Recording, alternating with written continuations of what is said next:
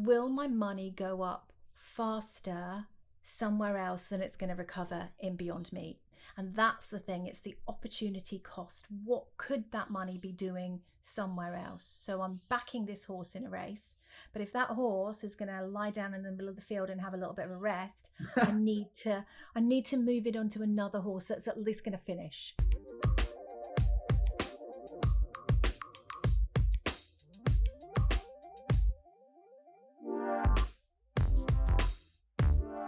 I look at what's happening around us, what's new, what's innovative, where do we get good customer services? I also look at who's good to their staff, who's paying good wages, who's got good management, who's dealing with customer complaints, because these are the things that are going to build the companies of the future. I like how you would analyze it.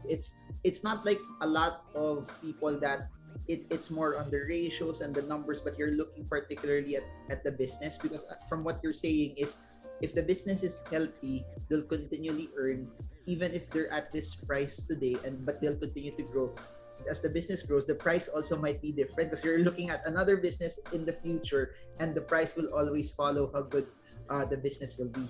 The whole thing about pricing is the price is what somebody is willing to pay. So if somebody says this is overvalued, or somebody says this is undervalued, or it's a bargain, the price is what people are willing to pay.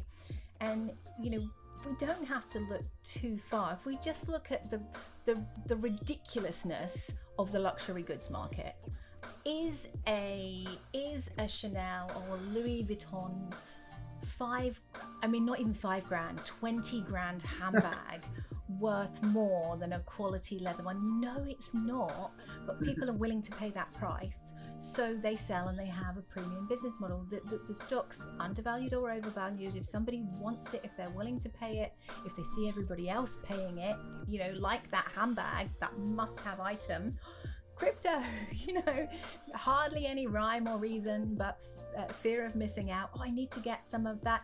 I need to get some of that dog one, or that I need to get it's FOMO a lot of the time. So and that's a whole different conversation about value investing. But it's just, where are we now? And the numbers as well. You can move figures from one side of a spreadsheet to another to make things look different. So you can move things from operating expenses to capital expenses. You can increase, or you can move things from one year to another. And also, if somebody's balance sheet is looking a bit rubbish, are they paying their staff really well?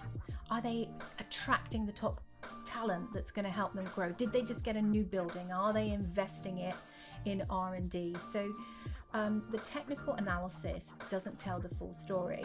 It tells a different story, but I'm interested in, I want to know, what's it like to work there?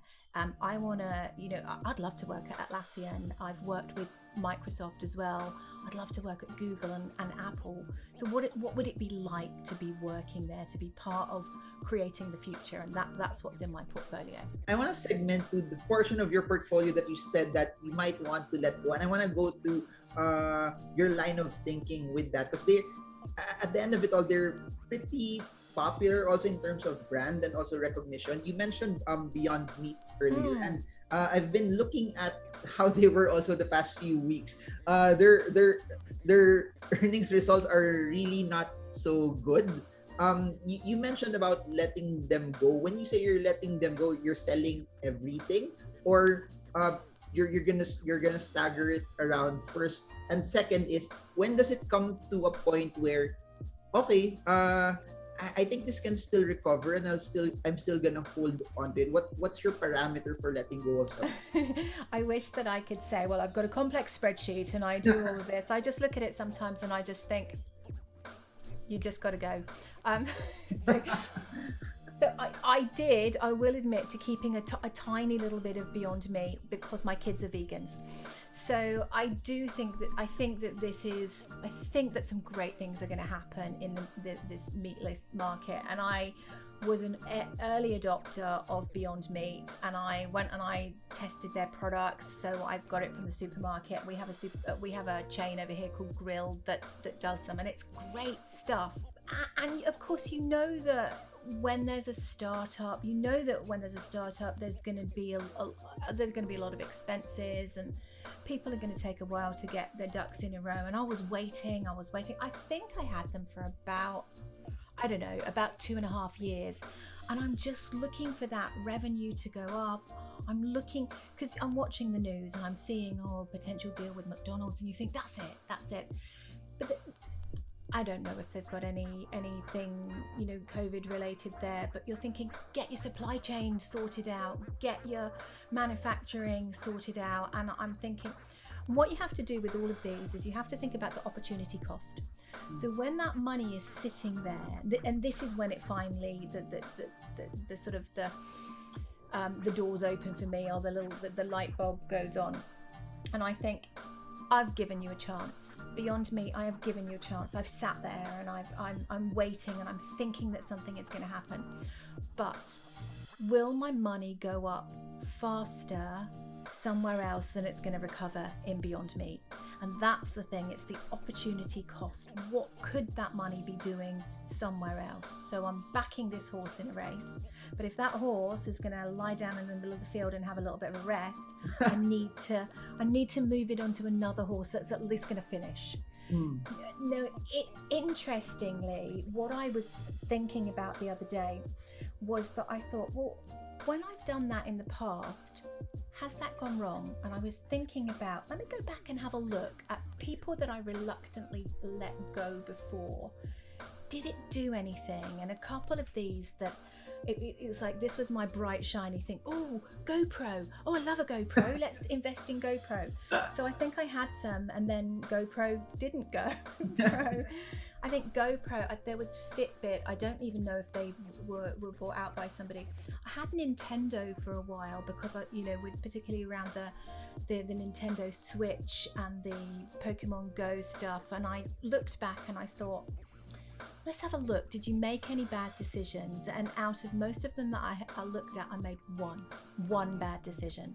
Out of everything that I let go, there was one, which was Applied Materials, which was, I think it's solar energy. But apart from that, nearly everything that I let go, I'm like, that was good, because you were just dying.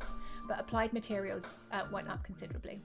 I think that's where a lot of people have a hard time letting go, that the fear that, okay, if I sell this, I'm really materializing my losses already, and it might be painful, as compared to, okay, if I wait for it, I can, and I have money coming in, I could buy another stock still. I'll just avoid this, leave it there to rot until it recovers. Any words for people who are thinking like that as long as I don't sell it, I don't materialize anything, I still have fresh funds to buy other new stocks? Yeah, it's just about that opportunity cost. So if we look at something that's losing you 50%, it's likely that it will go up. But is it going to be in a year? Is it going to be 2 years? And could that money, could the 50% that you've still got left in it, that, and you put that somewhere else, for example, somewhere like Microsoft or just in an index, will you get your 50% back faster somewhere else? And I think that you need to, one that is floundering around for me and I'm still hanging out for is Tilray. So I think it was pretty early on there, and I've got quite a big loss in that, but I think there's so much going on in that market that I'm hanging in on that one. I'm not cutting my losses there. I did say goodbye to some Fiverr. I really had a lot of confidence. Yeah, I had confidence in this, the gig economy, the working from home. So I'm not doing brilliantly with Wix, and I'm not doing brilliantly with Fiverr. I've got some left in there. I ditched Zoom, but Wix and Fiverr, I've got a bit left, but I got rid of some of those. Etsy, from that whole suite there, is doing pretty well. Does that show that the more we reopen, Fiverr, other companies highly connected to the gig economy, or are starting to lose their luster also, as people try to find other sources of income already that's not just confined to their houses?